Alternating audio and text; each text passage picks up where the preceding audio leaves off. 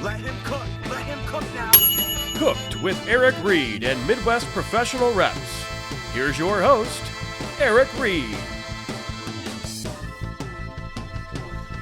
Hey, welcome to Cooked with Eric Reed. Today we're going to talk about kitchen design. We've got Jason Wacker with Rapids here in St. Louis. Their main branch is out of Iowa, Rapids City, Iowa. Cedar Rapids. Yes. Why do I screw that up every time? Cedar Rapids, Iowa. And we're going to talk through some kitchen design, share some stories of things we've seen, and just kind of things we wish people would know, people would try before getting into it. So I'll kick it over and introduce Jason. So I met Jason over 8 years ago when I started working at NPR. And funny enough, I found out while we were talking that he had worked on design and supplying equipment at the culinary school that I went to. So that was kind of a cool conversation to get to see everything that was in there and have an idea of the stuff that you'd worked with, put in, used before. But without further ado, kick it over to Jason, let him introduce himself, and give a little intro for you. Okay. Yeah, so my name is Jason. I'm with Rapids Foodservice Contract Design. I run the St. Louis office here, and like Eric mentioned, we're based out of Cedar Rapids, Iowa.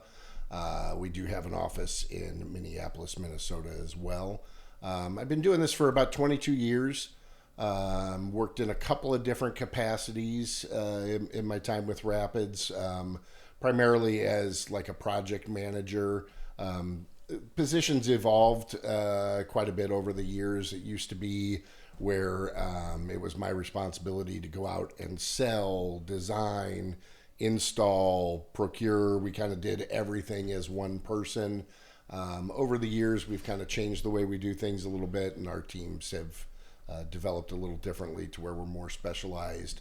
Right now, my primary function is business development, and in that, we sell design to customers. So the way that we market is we go to either architects or end users, and just try and help them along with their projects and what they need. Nice. How'd you get into food service design?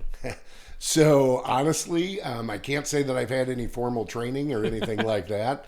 It's more just a matter of experience. I got into the industry. My father-in-law, I was working in retail at the time. My father-in-law, excuse me, and I was working, 70, 80 hours a week kind of thing. Which you'll find a lot of people in the food service equipment industry come from some sort of background where they're overworked. I'm in the same place. Yeah, right. So, chefs, cooks, things of that nature. But yeah, so he was partnering up with the owners up in Cedar Rapids to open up a branch here in St. Louis. And more than anything, he just wanted somebody that he could trust. So he asked me to come help him out. And when I started, I was an office manager, and I spent probably my first year just reading specs and doing bids. So specifications that other people had written. And that's really the way I kind of self-taught in the industry, as far as just really learning to read those specs and having to go through them so meticulously. And being in a branch where there was only two of us and we were trying to run everything, I kind of had to learn how to do every aspect of the business. A lot of what I learned comes from folks like you, reps, and manufacturer trainings, things like that. I've gained a lot of experience in that. But really, I think probably the best teacher is asking questions of not just like the reps and the manufacturers, but asking questions of the end users. Hey, how did this work for you? Especially if it's something that I've suggested to them, going back and asking how it worked is extremely important. No, that's awesome advice. I mean, I've run into problems before, or it's funny too. Like, I had one guy that I did that with. We sold him a smoker, and everything I had done was over the phone because he was 3 or 4 hours away, and that was like the last piece of everything. He just wanted to buy a smoker. It was a decent sized one. It was one of the rotisserie ones, Sure. and he was pulling it in his building. And I just told him, he was like, "Hey, I've got everything set. Don't worry about it. We're all good." And I was like, "Cool, awesome. I'll swing by at some point, once you get it in, check in." So I stopped by one time for lunch, like right after he had opened, and introduced myself, talked to him, and he was like, "Wow, that was a pretty bold choice, having no idea how things are going, to just walk in the door and, and be like, 'Hey, how's it going?'" He's like, "You could have opened yourself up to a world of hurt there, man." That's how you learn. You ask the question, But yeah, it works out. Yeah, I mean, you kind of built into the transition naturally of talking about kitchen design. One thing that I think is kind of cool is your father-in-law bringing you in to do that. And now your son works in that office as well. That is true. Yeah, he's the director of project management in our office, and he does an amazing job at it. It's pretty cool. I was gonna say, it's been cool to see him in what's he been, 3 years now? He's been there. 3 years, yeah. And it's been cool to see him advance too, because it's the same kind of thing. When he started, he of course had you and his grandpa talking about it, or he had an idea, but to get in and see him go from like just getting dropped in it to, yeah, for sure. And and that's something that we see a lot. You and I both know a lot of people in this area that their fathers worked for such and such company or whatever. I mean, it's very common in this industry, and I do think there's a lot to be said for just hearing it in casual conversation, and then once you're thrown into it, it's like, oh, that's what they were talking about. Yeah. So that I think that's I think that is very beneficial. I know the current owner of our company. I mean, his parents owned the company, and he was working in the warehouse when he was 12, 13 years old, and that's there's a lot to be gained from that kind of experience. Yeah, no, that makes total sense. So to talk kitchen design, a few questions that I had laid out, but one of the most basic ones, like what are your first steps when you see when you get a new design project? Well, so ideally, we're able to go into the site. Now, that's not always the case. I mean, sometimes it's new construction. Sometimes it's a remote project where, we got to do some stuff over Zoom or Teams or what have you. But ideally, we get to walk in the space with the customer, really kind of talk to them about what their vision is. And I think one of the most important parts of that first meeting is, we get to, if let's say we're talking an end user, who's opening a restaurant, right? In a lot of cases, they've never done it before. I don't think naive is necessarily the right word, because I think they know there's going to be a lot of things that they don't know, but there's a lot of things that they don't know. Yeah. And, and I think one of the most important parts of that first meeting is really trying to try and help them set their expectations without destroying their dreams.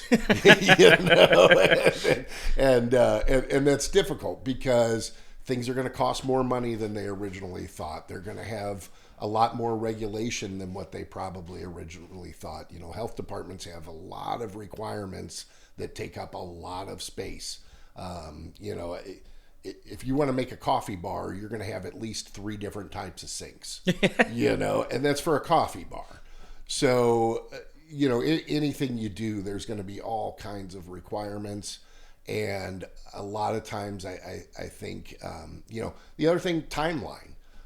Most folks they're going to sign a lease, and they've got 90 days to get something, get something finished before they have to start making payments on that space. Well, you're probably not going to get permitted in 90 days, unless the place unless you're taking over a place that was a restaurant before. If you're taking over an empty space, you're not going to get permitted in 90 days. Yeah, and if you're starting from the ground up, you have to have the building has to be built out, and the equipment has to be there, and everything has to be in place before anyone will even walk in and say, cool, yeah, you passed inspection, you're good, or Right. whatever. So I think, tempering those expectations, that's one of the biggest things. So you're a dream killer is what Yeah, unfortunately, but like I said, try and do it in a way that doesn't destroy their dreams. But I do sometimes. You don't walk in, you're gonna hate me by the time I leave here. Everything is wrong. But no, I ran into it when I was early being actual chef at the facility that I was at.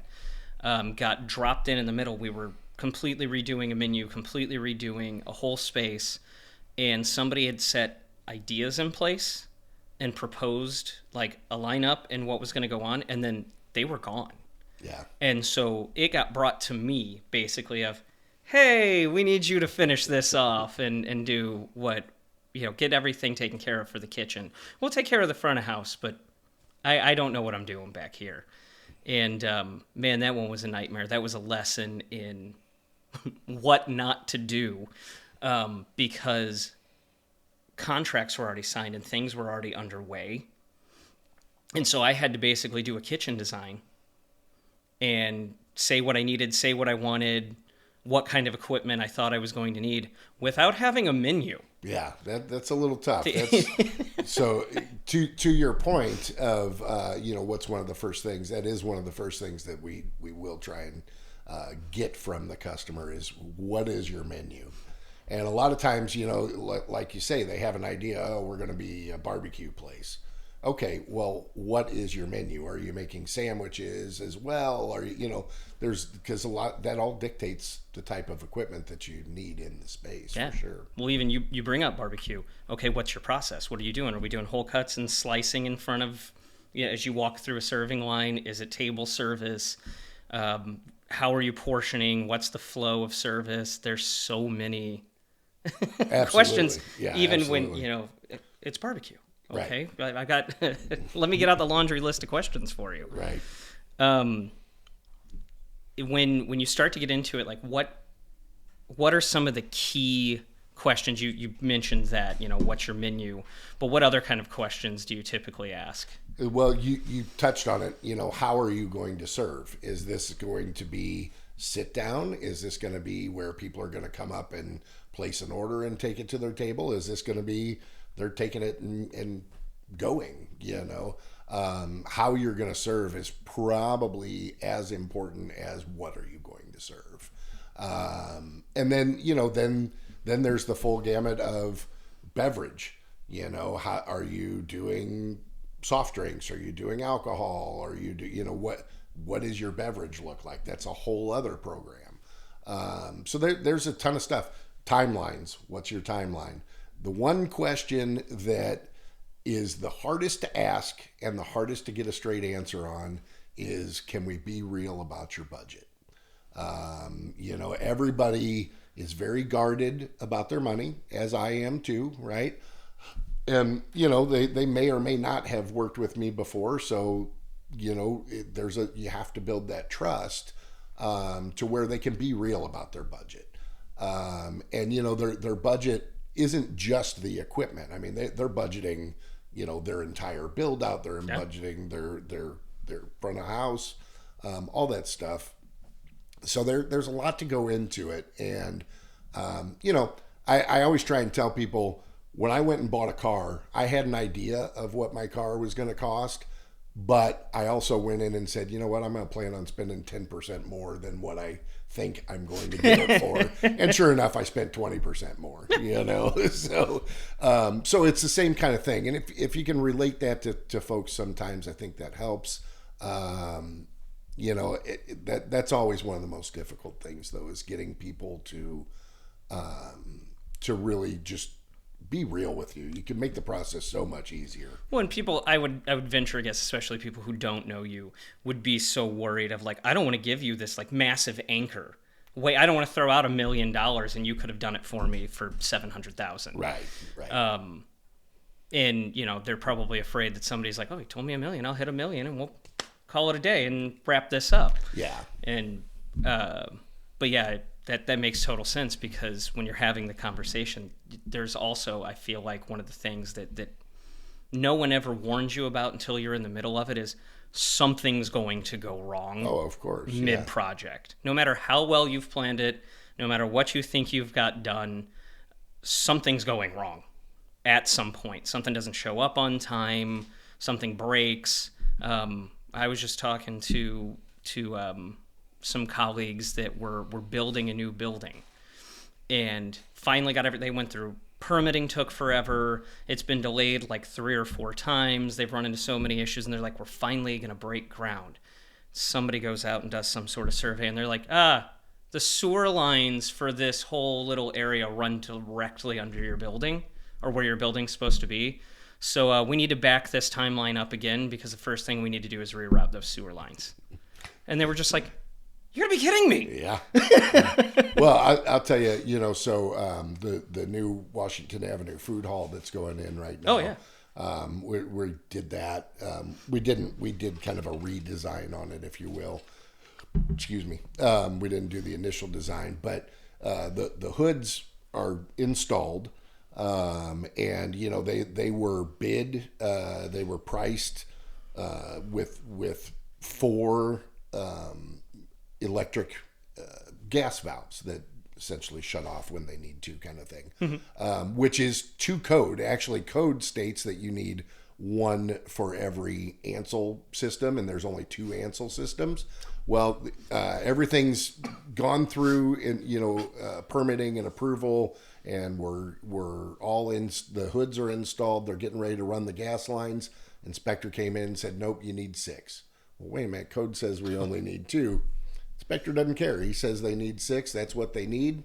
Well, that's another $10,000. Just and it was something that was just kind of an inspector whim. So that happens. Fair enough. And we kind of, I'm going to go back to one of the questions that I had, because we brought it up, talking about knowing your menu. What are you serving? How are you serving? How often do you think, like when you're working with somebody, you actually have a full menu? They have a full menu developed when you go to sit down. A full menu developed. Probably the only time is if they're doing a second location. If we're talking first location, nobody has that. Yeah. I've never run into that. Even with institutional, with schools, you still like. I'm working on a school currently in Southern Illinois, and schools in particular, you think they all serve a certain way until the next administration comes in, and then they have to completely change the way that they serve food. And by that I mean, so a lot of times they're purchasing pre-prepared product, and they're pretty much just warming it up. Well, then, another political administration comes in, and they want the kids to start eating fresh food. So they start farm to table thing, type programs.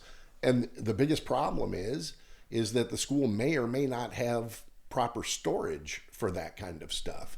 That's really the biggest issue that we run into at schools is refrigeration, making sure that they have the right type of storage for the product that they're bringing in, and the type of product that they serve could change year to year.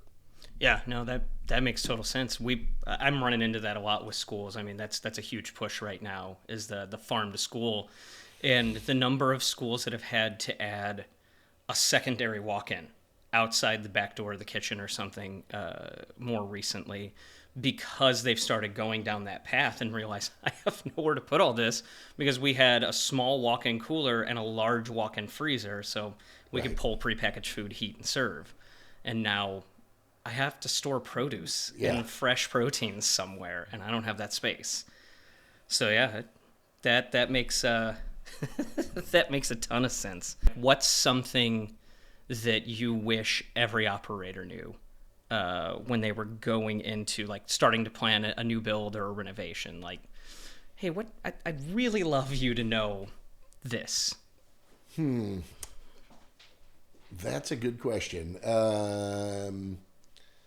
I think really is just an understanding of the process and the timeline. so that they can make their decisions accordingly. I think that's really the thing is, knowing how long it's going to take to build out, how long it's going to take to design, how long it's going to take to get your permits, how long it's going to take to get equipment. Some equipment has lead times. At one point, they were out of control during like the COVID era and whatnot.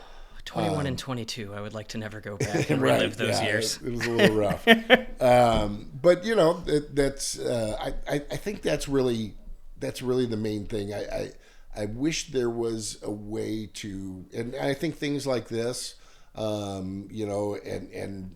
just different media outlets. I think that's something that we should develop.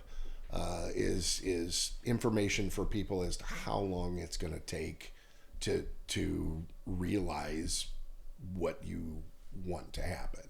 Yeah, no, that makes sense. Especially, even type of equipment can change how long, because if if you're an average restaurant, you're picturing, two fryers, 250-pound fryers, a 6-burner range, griddle, charbroiler, whatever. Stereotypical what you see in a lot of places. If that's what you have in mind, but you want like some sort of large cooking suite instead, those are two very different time frames of what you're getting, or what it's going to take to get that. Going into it, like, what tips would you share? What kind of tips would you share of like for effectively designing a space based on what's required for that specific design, that specific operation? Well, I always try and talk to people about the kind of circle of flow. There is some design classes and things of that nature. The CFSP course and whatnot, and they talk a lot about the circle of flow. So I kind of start to talk to people about that, where you're kind of receiving product, at that back door, and how the different steps that you have to go through, storage, your kind of pre-prep, your cooking, your serving, and then all the way back to dish to trash out that door. Ideally, you want to be able to kind of create that circular flow. So, the food has to, any product, whether it's food or alcohol or soda, whatever, has to go through many different stages. Starting with coming in on a truck, has to be stored, then has to be prepared to be cooked, then served, then it becomes dishes and trash. And so ideally, when we're trying to lay out a space, we're trying to kind of create a circular flow of that product, to where we start in the back when it comes in. And so typically you have your storage in the back, you have some sort of raw prep in the middle, and then your cook, and then a way for it to get to the public, and then, like I said, becomes trash, goes back towards the back. I love that Glass Tender. That's the way all their bars are designed. Right. And that's why, like, you guys have done work with Glass Tender, you've seen stuff. That's why sometimes it'll take a minute, even after you've submitted a PO, because one of the first things that their team does is they review the flow and make sure it at least makes sense. Right. They have a whole theory, basically, on bar design that they call the cocktail life cycle. And everything in the bar is designed based up around that. So, like, step one is get a glass. And they even go as far as, like, hey, most bartenders are right-handed because most people are right-handed. So, you're probably going to want to grab that glass with your left hand. So have the glass rack on the left so that your right hand's free for all your mixing, all your ingredients, everything you need. It's amazingly well thought out. And then they even take it, same thing, they take it into the end when the glasses come back. And where do you dump it? Where does the trash go? Where does the wet waste go? How are you washing your glasses? Are you doing a 3-compartment sink? Are you doing a dish machine? How do you flow out of it? You've got to get glasses out of there and into somewhere to dry. Funny enough, I use that every time like I get asked about a bar. As silly as it may be, like I picture myself behind the bar, and it's like, where if I do that, how far does that person have to walk? Right. And I think kind of like coupling with the effective layout and things that I wish people knew going into it, because I've worked with some people directly on, early stages of their design. I'm obviously not going in and designing their full layout, but I've been in conversations with operations early in their design when they're telling me something, and I'm kind of mapping out from my experience, what I've seen, what I've worked with, what works well. But a couple times that I've run into bars is a lot of times I will get pushback when I'm like, well, you should do a couple of stations. How many bartenders do you have? And a lot of people picture, the sports bar down the street from them. And they're like, well, they have 2 bartenders down on all the time, and they run one POS, and they're sharing. And I'm like, and they're crossing into each other's space, and they're dancing around each other, and they're handing each other stuff like crazy. If you can do 2, basically think of it as a station, and keep that person locked in and moving as little as possible, you're slinging more drinks in a shorter amount of time, which is just money coming in your door.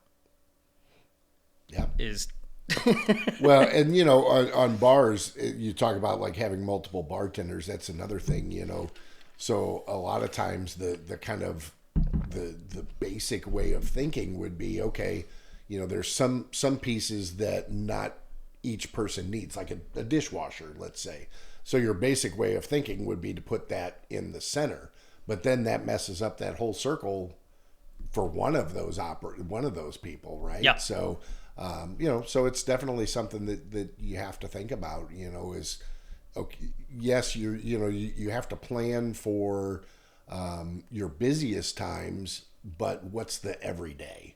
So you have to build for the everyday with the ability to add that second person and add that second station. And somewhere along the line, there's probably going to be some cross up, because very few places are going to build 2 complete stations that can go absolutely glass to trash. Yeah. So. But it at least like slinging your most important drinks and stuff. Yeah. Drafts are almost always shared, unless you have a massive place. You see it every now and then. With massive, it's usually chain restaurants, and they might have 2 setups of identical taps, but typically they're shared. Yeah. Which makes sense. Sure. You're not going to move that much beer, and you don't want it sitting in the line going stale. Yep. Being a manufacturer's rep, like I know what we have at our disposal for like if we're going to go out see a customer, as far as what's available to us, but I don't know how many dealers, designers really get any of that.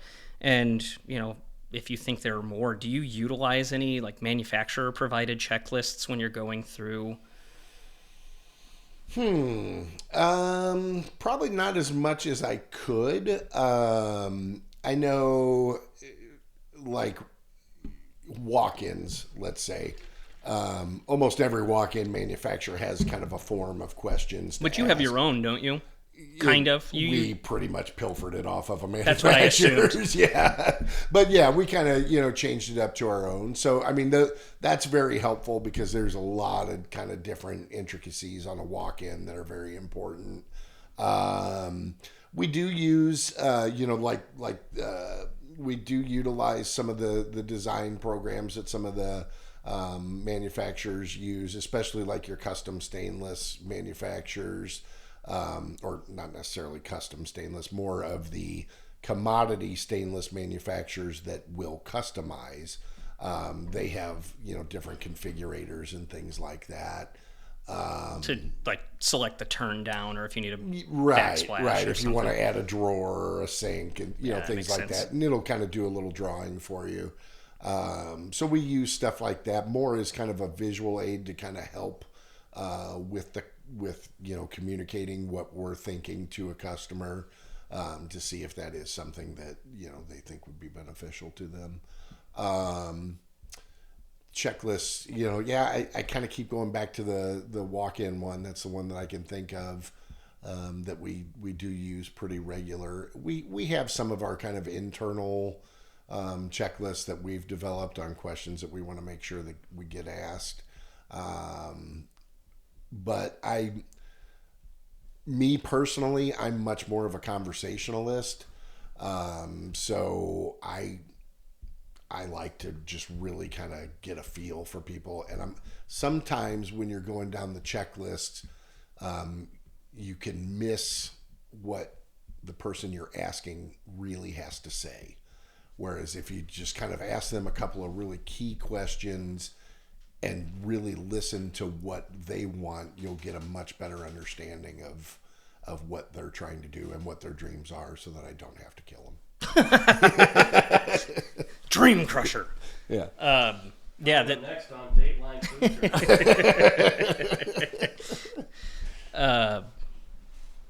Yeah, I mean, we've worked together enough at this point. Like, I think you've seen, like, I take notes on I'm constantly taking notes, and I try to do the same thing, but a lot of times I'll have, like, those forms or whatever it might be pulled up so that after having a conversation, I can be like, hey, hold on, let me just double check myself real quick and make sure I didn't miss anything that I need to know. So funny you mentioned that, because I'm terrible at taking notes, right? But in the way that we do things now, I'm much happier, because I work. I very seldom do I work on a design just by myself. I'm working with a team of people, and so I've gotten to the point where I'm good at the conversation. I'm good at asking the questions. I'm good at listening, that kind of thing. I'm terrible at taking notes, so I make sure that my partner is good at taking notes, and he's actually kind of started, some of the AI transcribers and whatnot. I can't remember which one he's using now, but it's pretty effective and does a pretty good job, and you can kind of go back and edit what you heard and whatnot. I know we're against AI in here, but that's it's going to be great. The comment section of anything, the minute you say AI, yeah. I was actually about to bring up, like, it sounds like you could actually benefit from some of the AI note taking, and then go, this is going to be a fun comment section. It's not to get too far into that conversation, but I think one of the things, I mean, we obviously concerns of data centers and whatever, which I totally get. I think one of the things is like, we need to understand that this can be a tool to make things easier, but you should not be using it for absolutely freaking everything you do. You're right. Yeah, I mean, and there's conversations about designers. Oh, AI is going to take over design, but the one thing that AI can't do, that I know of, I mean, maybe it can, but it can't ask the leading question and listen to what somebody has, and it can't understand the passion that people have. Yep. Especially when you're talking about a restaurateur trying to open up their restaurant, that they've been dreaming about for years. They don't. There's a passion, and there's they communicate that, and one of the I don't want to call it a trick, but one of the things that I try and do in design is, look, we know that there's going to be things that you're going to have to compromise on. Nobody has enough time, money, or space, right, when we're talking about opening a restaurant. So there's going to be something that you're going to have to compromise on. I don't want to ask you to compromise on what you're most passionate about. Yeah, well, that's it. I mean, it's coding. It's meant to solve a problem. It's running through. It's connecting keywords and finding information. That's, I think, across the board in our industry, because it gets threatened all the time.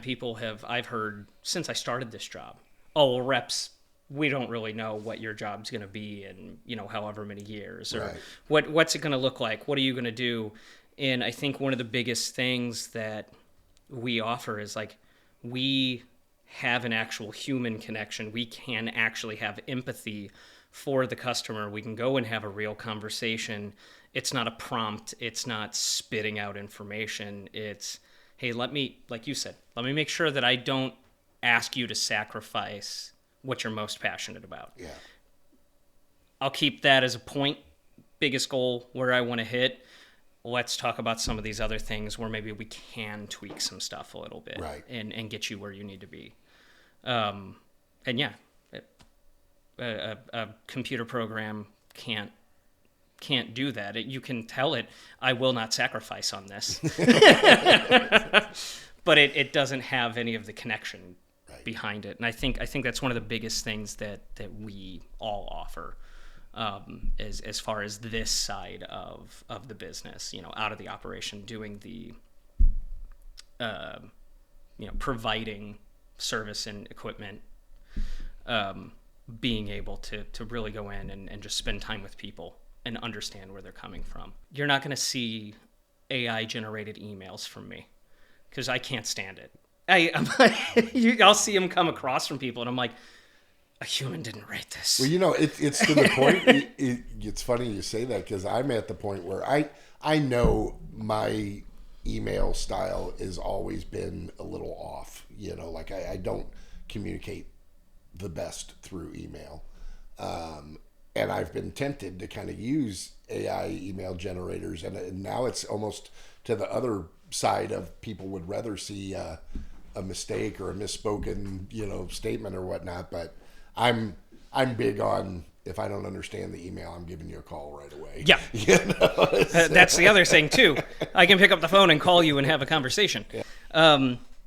One of the things that I put like some examples down, but I don't really know. They were just kind of what I thought of off the top of my head. Is there something that you wish manufacturers would provide you as a designer, or even just like as a dealer, that would make it easier to plan out your projects, So it kind of goes back to our last conversation. For me, I different people work different ways. And for me, I really value my relationships with my reps, people like you. I like, for me, what the best thing that they can provide is good reps. And by good reps, I don't mean somebody who, knows everything, that kind of thing, but somebody that I can call up and say, hey, this is what I'm working on. This is what I'm thinking.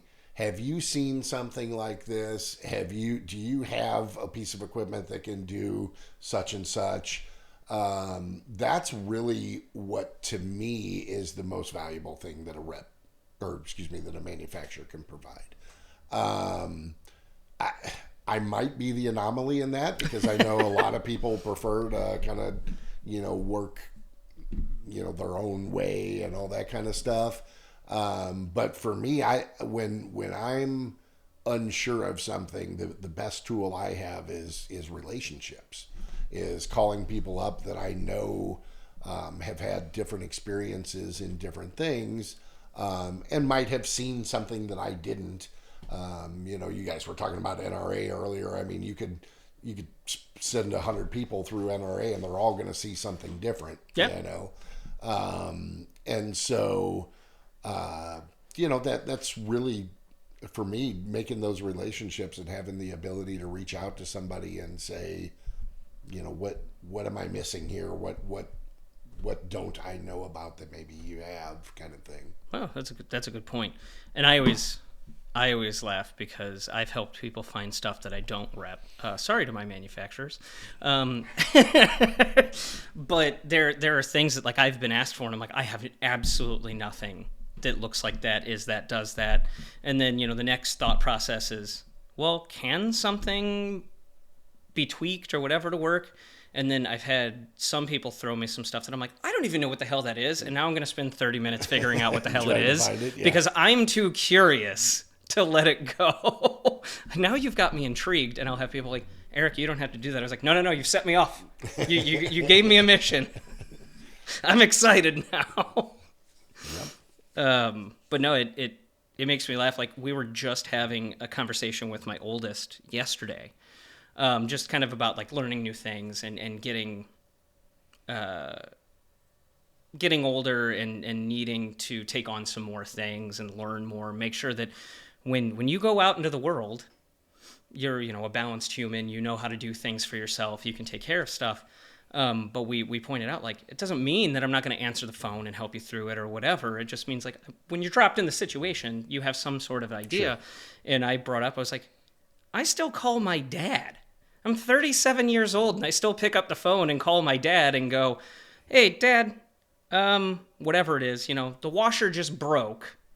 And I took this apart, and I'm looking at XYZ. This is what I think needs to happen, but I just need to bounce off of somebody. Right. And I'm like, that kind of stuff. Like, I got to the point where I was staring at it, and I thought I knew, but it was so much better to just like, hey, let me double check with somebody else that I grew up watching do crap like this. Yeah. The washer was a real example. I took it apart because something went wrong. It wasn't pumping or whatever. And I was like, not a problem. It probably just needs a new pump. We'll take it apart. We'll get it. And I start getting stuff down. I'm like, whoa, there's rust all over the place. And I get to the point that something was leaking, and it was leaking directly down on the motor. And I'm just like, I think this is it's time for it to go and get a new one situation. I know that makes a ton of sense to me. One of the things that I had written down was like maybe better production estimates. And I mean, everybody's operations differently, but like when you come to ice machines and things like that, like, hey, what do you estimate, not just poundage, but by operation type, how many covers, how many beds, if it's a hospital, how many whatever, like how much. Sure. Yeah. And that's a good one. I mean, a lot of times that information is out there, I mean, they manufacturers do put that kind of information out there, but I'll be honest with you, I tend to call people and say, hey, what should I put in here, kind of thing. I understand. I get it. It's, yeah. That's, I mean, we have, at my disposal, I have well over 1 million different SKUs of product that I can put in. And I mean, we deal with everything from salt and pepper shakers to, warehouse walk-ins. So there's no way I can know all of the stuff. I think I have a pretty good grasp on equipment, and things of that nature, but you gotta know who to call. That's almost as important as, knowing the product in and out. You built me 2 amazing transitions there. Thank you. But one of the things is that was the first thing that I was told when I started, because I was nervous about, like, I don't know all this information. I don't have all this information. And the thing that was said to me is, your job isn't to know everything. It's to know who to call to get the information you need.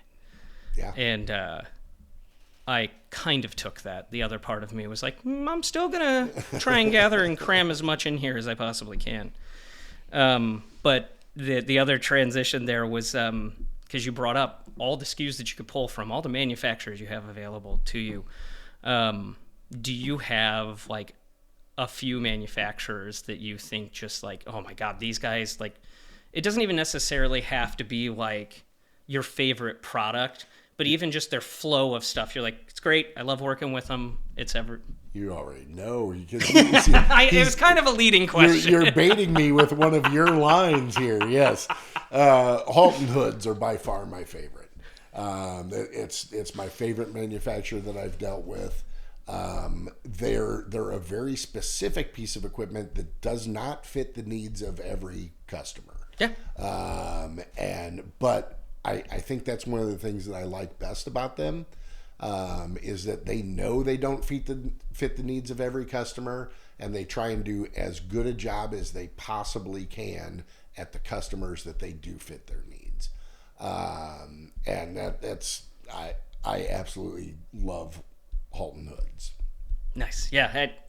I kind of knew that was going to be my answer. Where that was going whenever I wrote it out. But I mean, I was also like just thinking through it. I'm like, I don't know, it's kind of good. And yeah, like you said, Halton does amazing stuff. But if you need an 8-foot hood and you're putting, like I brought up earlier, fryer range, charbroiler, it's going to be outrageous to use one. Well, I'll go a little further into depth on Halton here, and you can cut it if you need to. But we did. I did the hoods at the foundry here in St. Louis, and didn't design any of those spaces. Those spaces are all kind of independently done or whatnot. But I worked with the architect and the developer on the hoods. And when I went in to talk to him, I had no idea. It was an architect that I had worked with said, "Hey, you should go talk to this guy. He's building this food hall. I think you could help him." And that's how I got introduced to him. So I called him up and said, "Hey, such and such told me I should talk to you, blah, blah, blah." And he said, "Yeah, come on in. I don't know what we're doing yet with this, but it's very early on this food hall." And I was talking to him, just talking, and one of the questions I asked was, "What's your biggest concern with dealing with this? What's your biggest problem?" And he's like, "The hoods, by far the hoods." And so we started talking, and one of the issues that they had, one of their biggest issues was the shape of the roof on the building, because it was an old foundry. And the shape of the roof, there was no space on the roof for exhaust fans. And typically a basic, most hood manufacturers, you're going to run one fan per hood in a situation like that, because they had, I don't know, I want to say it was 16 different stalls, something like that. Seems right. And so essentially it would be, each operator would come in, they'd turn on their hood, that would turn on the fan up there. Well, the big problem is that, they just didn't have space for 16 fans. So one of the things that Halton does tremendously is they have some different technology. I won't go too far into the technology, but they essentially can operate multiple hoods on one fan, but operate them independently of one another, where each person can kind of turn on at a different time. And that was a tremendous solution for them. The other thing, Halton offers unbelievable energy efficiency, which was a huge deal in this space, because the owner was not the operators. We're going to have to pay all the HVAC for the space. So they were very interested in the story of, the energy efficiency, lower energy usage. That makes total sense. Whereas the operators wouldn't care at all, yeah, because they're not paying it, just kicking on. So. Turn that thing on max every time I walk in. I don't care what's happening. To close things out, I did have, one question. It's kind of multi-part. But do you have any projects that you wish you never had taken? It gone so sideways that. So I had So there was a. It never got built. This was just a design customer, and I got to the point where I was so stubborn that I spent probably 10 times the amount of time that I should have on this space trying to help these folks out, and it became to a point where I was almost vindictive about it. Like, no, I'm going to get there, and really the big issue, it was a couple that had purchased this old building in Oshkosh, Wisconsin. And it was a really cool old building, like a tall, they were going to live upstairs and they were going to run their business downstairs.